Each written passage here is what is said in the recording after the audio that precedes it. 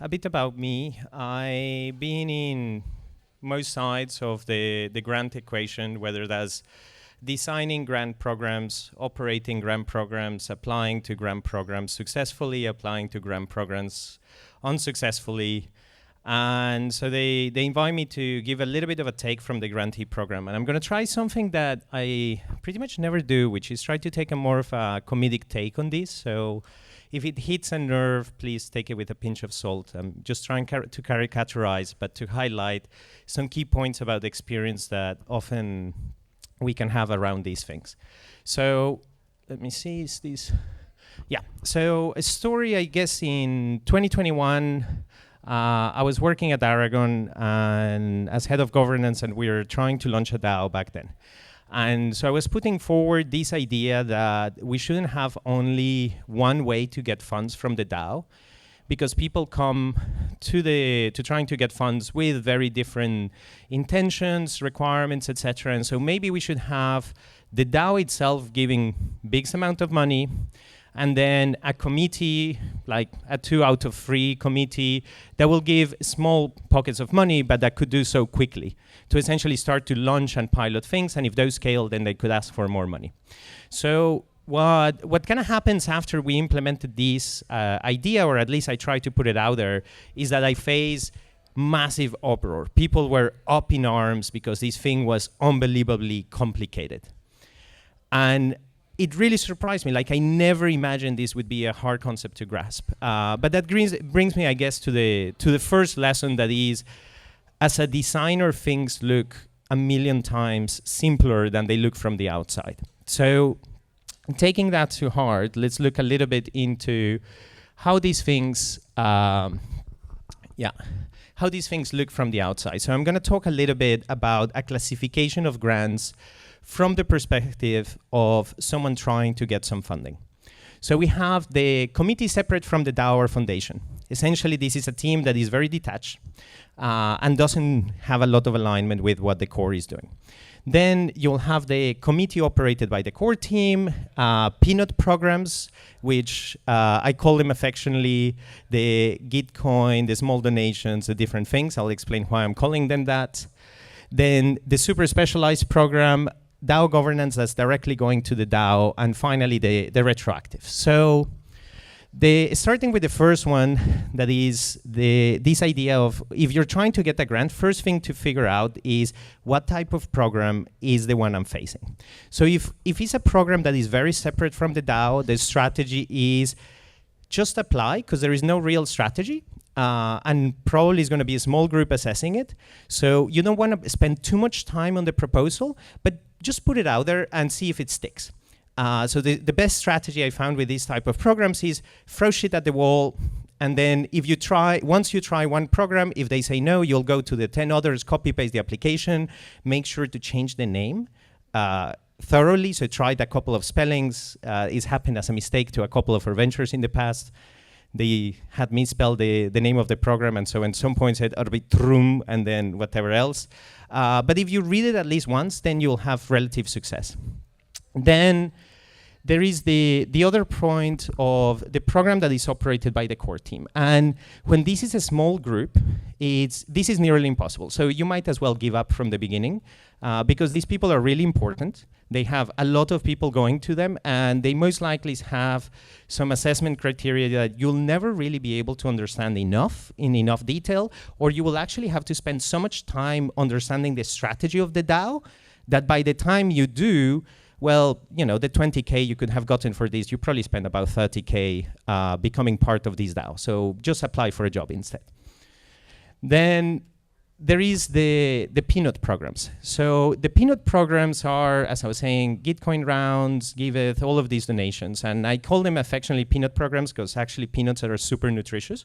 Or at least there was this idea that peanut butter and jam could actually sustain you for quite a long time. Is the most cost-efficient meal that you could have had in the US a few years ago. That was what was recommended to people who were in poverty. So in this point is more, if you aggregate enough peanuts, you might survive. But I don't know if you guys had ever seen an image of someone collecting peanuts. I hadn't until I Googled it, so I found it kind of fascinating. But it's quite a lot of labor to go and collect peanuts. So if you have a good social network and loads of followers, you can approach one of these programs and you'll do well. But most likely, the amount of time and energy it takes to work with these programs means that financially it's just not worth it. However, the marketing value of it can still be good. So you can do it as part of your marketing strategy, and overall, if you get lucky, you cover your marketing cost. Some people are extremely good at hype. I'm definitely not. If you're somewhat of an geeky introvert, don't go for the peanut programs. Go more for the ones where the grant team is kind of separate and you can just throw shit at the wall, and you'll probably have a better return on time. For the peanut programs, if you're a meme lord, this is your jam. You'll rock it. The one. Yeah, okay, so we're talking for, wait, let me see, so I cannot see my own slides. Yeah, okay, so then we're talking about the DAO governance stuff. And so the issue with the DAO governance stuff, actually, let me jump to that one. The issue with the DAO governance stuff is that you're gonna do such an insane amount of work to become friends with all the delegates, so they actually trust you, so they realize that you're a real human, so they start to think that you're one of them. So you're really talking about 3 to 6 months of work to become one of them. By the moment you're one of them, you can keep on getting more grants and getting more and more funding, and this is generally the issue with B2B sales. So actually in the DAO world, we managed to reinvent it and make it even harder. But because it's so hard, the advantage is that almost no one will do it. So if you go through the pain of doing this and you become one of the insiders, you have a gigantic moat in your business. I mean, like, honestly, VCs should assess these moats and be like, this gives you a 10x premium in your business, because the chances of a competitor going through this pain are almost none. And ironically, like, we actually see, so not too far ago, an acquisition based precisely on these theses. A group of people who had acquired trust for a protocol, a bigger company went and acquired them because actually that trust is so painful and so difficult to gain. So as I'm saying, as a grantee, generally, good luck with these. But if you have a big ask, like if you have a gigantic project that is going to be very aligned with the DAO, you can put in the work. But you better have at least 3 to 6 months of salary for yourself and your team before you attempt one of these. And then, yeah, exactly. And then the retroactive programs. So the retroactive programs are based in this lovely idea that is, you're going to do a lot of work, and then people are going to see that you're fantastic, and they're going to pay you back. So these made a lot of sense of trying to make grants permissionless, and I really love that vision. But then we kind of end up in this idea of permissionless is also means no feedback loops. So good luck making a few months of work without having any clue whatsoever if anyone is going to pay you a penny for this thing. So supposedly then you can get investors who will invest in these grant programs. I have yet to see the first investor who is willing to back these theses. If you met them, please introduce me. I would really love to talk with them. They sound really cool and really progressive people. But I've struggled to find them. So the thing instead is, okay, so how can we get a little bit faster feedback loops here? So let's go and do a crowdfund or something else in the meantime, which actually means it's not retroactive anymore. You're just having to do proactive funding and maybe get a bonus later on, and that'd be great, but still the risk profile is roughly the same. So anyway, I hope you have humor my...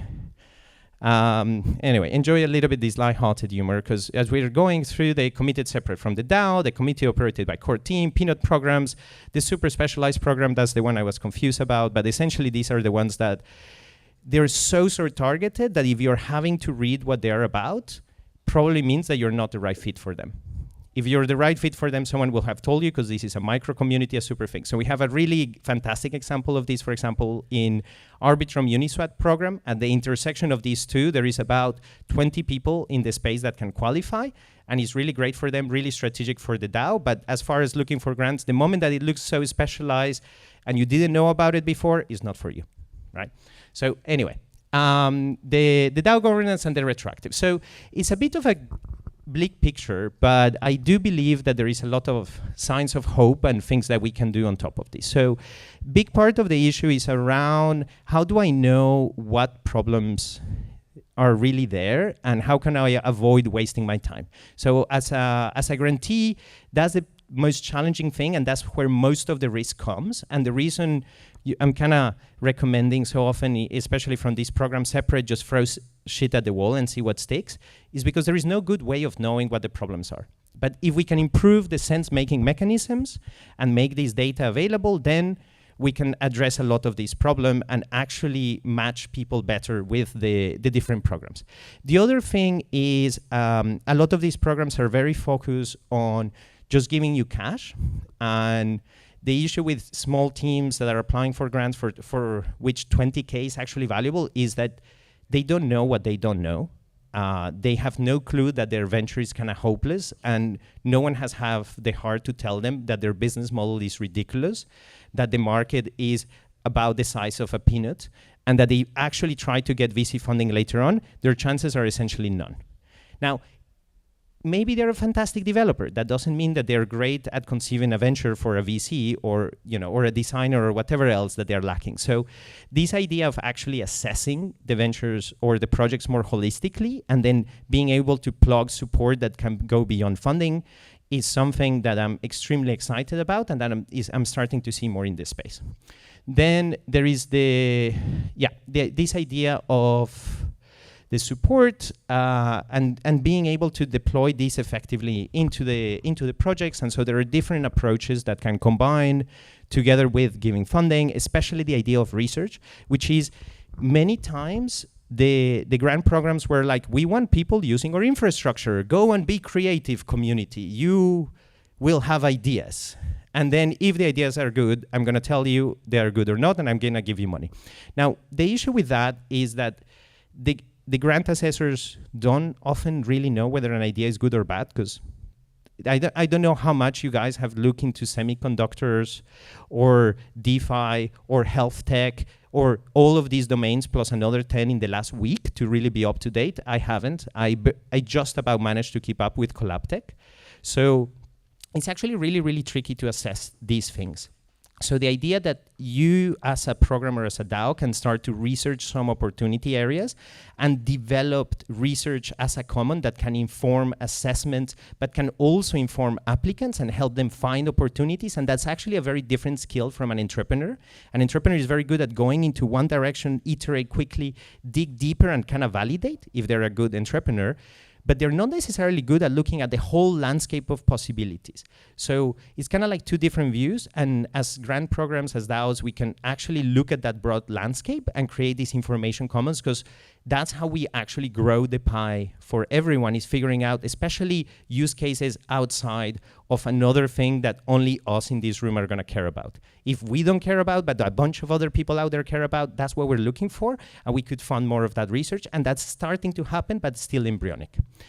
Then the thresholds for peanut programs. So this one is a little bit complicated because, as I'm saying, these peanut programs, they take a lot of effort, and you can sometimes pay just about your marketing or time spent of having done a marketing campaign.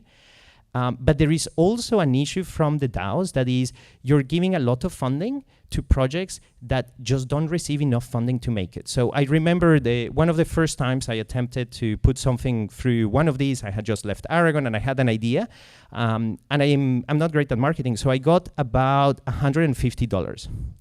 And then I felt really bad because I'm like, shit, there is no chance I can do anything about this project with $150. Like at best, I could say, hey guys, I'll buy a round of beers to people in my town who want to talk about it. But I'm half nomadic, so I don't even know who's in my town or anyone mostly in the geographical location who would give a shit about what I'm talking about. And there was no way to return the money either. So it was kind of like, if we have all of these tiny amounts of funding, then no one can aggregate enough funding to complete the project that they promised or that they were wanting to do. So if we can apply thresholds here, that could be really good. We're maybe developing an experiment around this, but if anyone wants to toy around and play with that stuff, please go ahead and do it. I think this sort of Kickstarter method could actually help a lot of people. That also will increase the risk for participants in peanut programs. So you will probably want to help people understand the risk before, but then strong participants will actually be able to deliver more projects. Not all of them, but some of them. So output-wise of these programs, it can go better. And then the final one is understanding where in the life cycle of whatever it is that we're trying to do these live. So if we're trying to fund new teams, what happens after they receive 10K to run for a couple of months doing some social media? Can they scale? Is there some way to catch them on the other end? Or if we're trying to fund ventures, then can we refer them through a venture funding pipeline? Or if we're trying to create SMEs, what does that look like, et cetera? And can we start to create integrated pipelines that can take people at all the stages of maturity and actually allow them to succeed, as opposed to them completing a grant, having some open source technology. VCs don't really love open source technology, unfortunately. And then you're like, oh yeah, you have half a prototype, no clear enough assessment of the market development or whatever it is of the value proposition, and then you're screwed because they would fund you more with a pitch deck than with a prototype, but not the rest of the thing, right? So if we can think about this whole pipeline and integrate them, and we're again starting to see a few examples of these, we're gonna reduce the amount of churn in our ecosystem massively. We're gonna really help people, and of course the outcomes for our ecosystems are gonna be a lot better. So what makes me hopeful is generally all of these things are already starting to happen. It's just still embryonic. So despite the sort of cynic take a lot of this stuff, I want to conclude just saying that I'm actually extremely excited by the point we're at. And I think now we're finally at the stage that we can really start to innovate in these things in a way that corporates are not even good at doing these days. Like a lot of these issues are still present in Web 2. So we can now catch up to that point, and hopefully now we can outpace them. Thank you.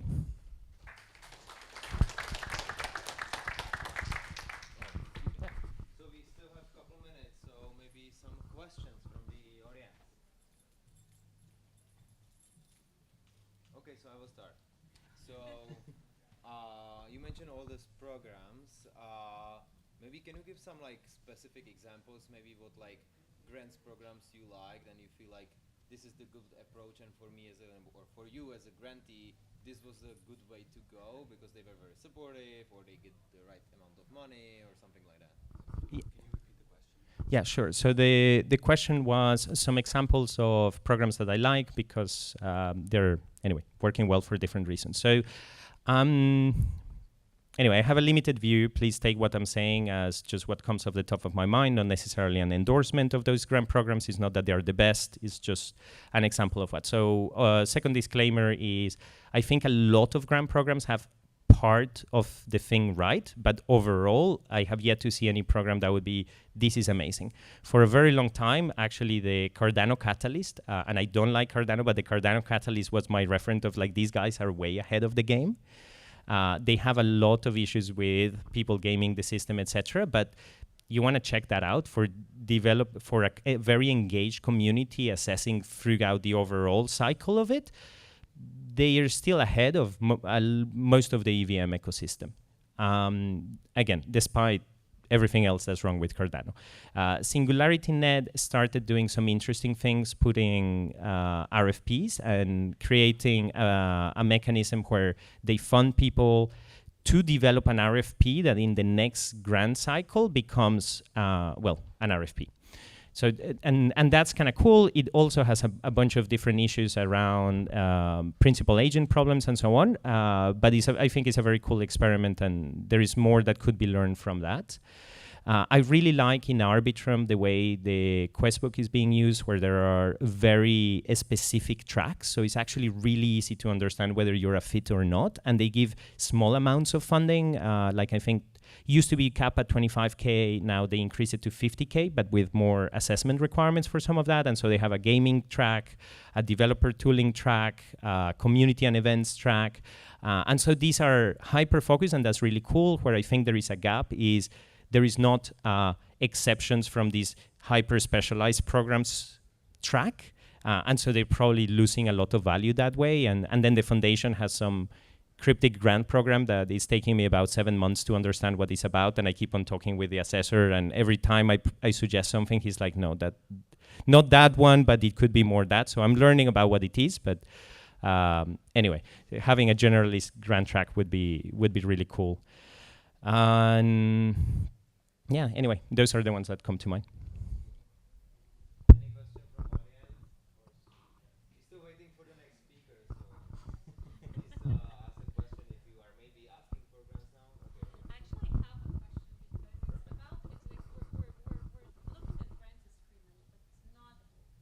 If you think about like what you presented in terms of like how you go about obtaining a grant and like some of the previous discussions in the workshop with funding of commons in terms of like okay, but we're really if we're not calibrating the grants program correctly, we're wasting a lot of people's time and energy.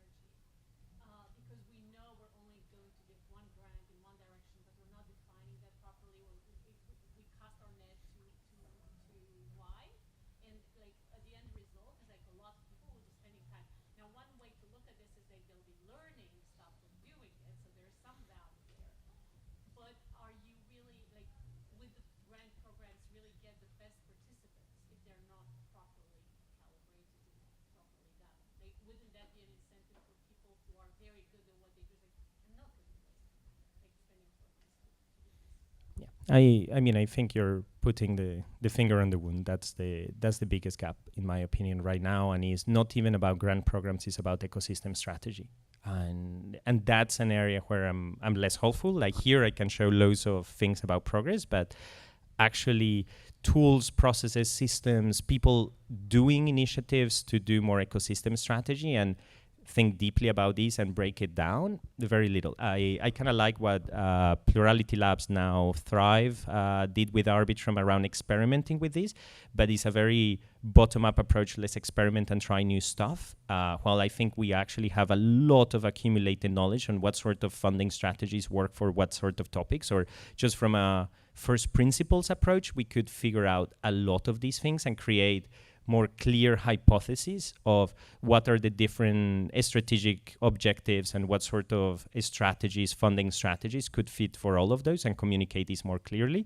I would really bet on just doing long workshops with protocols and again, bring a lot of experienced people from different domains, craft that framework and then go and battle test it to see whether they're working more specifically. And I think we could get to more, let's say, best practices way faster that way.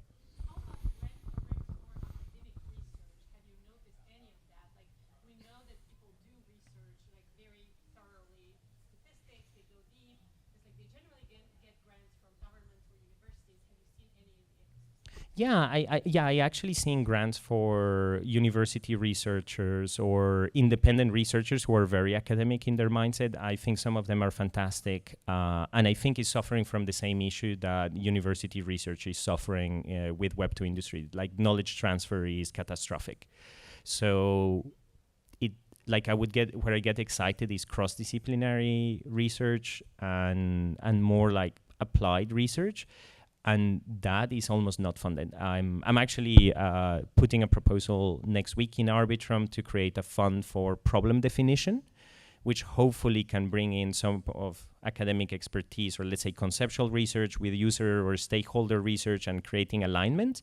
And that, to my knowledge, is a first example of something in that direction because it's a huge gap, and DAOs think that people should just come up with the solution as opposed to actually understand the problem first. And most of these problems is not even a problem, it's just getting people to align. And so a lot of DAO governance gets paralyzed because there is no alignment between the delegates, and there is no mechanism to fund someone to generate that alignment or do the work of the political whip that goes and gets everyone, okay, what do you think, what's the negotiation, etc., and move forward the bill or the policy or the proposal, whatever, to get through the line. We don't have mechanisms for that. So the Jumpstart Fund that I'm proposing is an experiment in that direction for a simple mechanism to do this, and there is some collective intelligence to gather problems, and we're using the Sims core algorithm that was developed by one of the ventures associated with us, so disclaimer, I'm biased, but also, well, I'm supporting that venture because I believe it's really needed. Any more questions? Since there is time, I would venture asking probably a stupid question.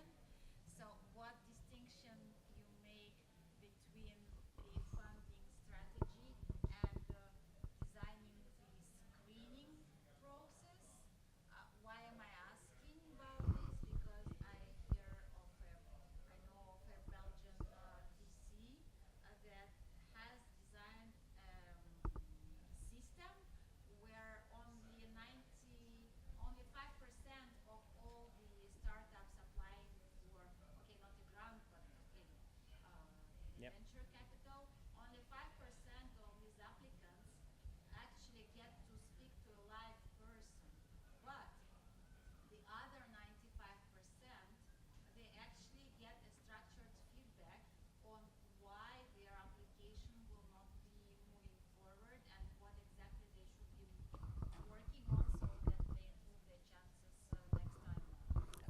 please pass me the name of that VC. I would love to learn more about their methods, because what you're suggesting they're doing is very, very challenging to do. So I would love to learn how they are approaching it. The answer I would suggest is, well, language. I think all of us in Web3 tend to use language very often a bit lightheartedly, like DAOs. What is a DAO is starting to be the prime example of us using language very generally. But I would sort of say it's a distinction between strategy and tactics. But this is more, let's say, trying to cut reality that is a little bit messier in practice, because the assessment method ultimately defines the funding strategy, but within certain funding strategies, you could say there is a pattern. So like what I'm saying, the peanut programs, usually they're more like related to match funding or crowdsourcing or these sort of patterns. So they all have some similarities, and within that you could do small variations. So that's kind of what I'm referring. The sort of crowdsourcing or very open community match funding, if you want to go in that direction, that's one sort of strategy. And then you could look tactically which variation or which flavor of that do you want, as opposed to you want to do like, okay, more big proposals to a whole community of assessors. There is a million different ways that can be configured. But ultimately, like directionally, it gives a strategy. So that's kind of what I was referring to it. Please do let me know the name of the VC after. Pitch fry? Beach. Sales pitch, okay. Pitch fry. Drive, okay, thank you. I'll check them out. Or if anyone has some comments or something to add to the topic, since we have some time, it doesn't need to be a question. Like I'm curious to hear what you guys think about this topic. I know quite a few of you have thought very deeply about it, so.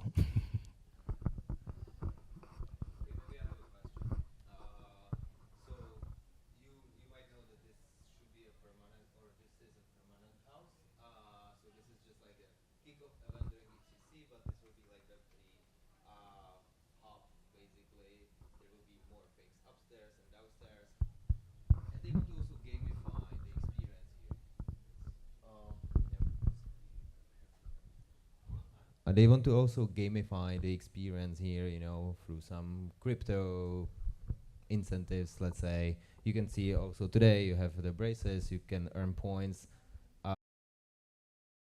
Don't have it. Yeah, I guess I accidentally sneak in. Yeah, it's illegal here. Well, regardless, so you can earn points for, like, you know, taking trash in the park, and then you get ice cream. But also they want to develop more, like, you know, of it, and they are looking for support. Like if you look on this grants programs right now which are running, like which may be ecosystem or you don't need to mention ecosystem if you don't have any, but like which approach you would kind of take if they are looking for something like to improve this kind of community experience, which is probably not like a big grant, but it's like also not like super tangible in like DeFi way, like that you will get a higher TVL or something like that. Yeah, so I often look at these things in collective decision making. Things tend to get reduced to very basic principles, because everything else is kind of hard to agree on. So sometimes you have someone with extraordinary leadership that can convey a big vision and mobilize people, but that's almost more an exception than the norm. So unless you can catalyze a whole movement and lots of people who are like, yeah, about these, it just kind of goes down to what are the needs of the people. So what can a hub like this offer to an ecosystem that will need it? And then the challenge is we don't really know what most of these ecosystems need, because they don't know themselves. They haven't done the sense making work. But what I'm suggesting is, what do you get here? You get a talent pipeline. So is there an ecosystem who's trying to attract people who already have some context, who are already somewhat native, and you don't want to have to educate everyone from zero? So pretty much everyone who's here or is hanging out here, they already have an idea about Web3 and funding and so on. So that would be one direction, and you could pitch it to community building programs like, I don't know, the Arbiter ones, or I'm not super familiar with the specifics of many ecosystems because it's hard to keep up, but that would be the direction I would use it. And of course, the peanut programs are a perfect fit here because there is a big community. So you could get small peanuts from a lot of people, and that could aggregate to something quite nutritious.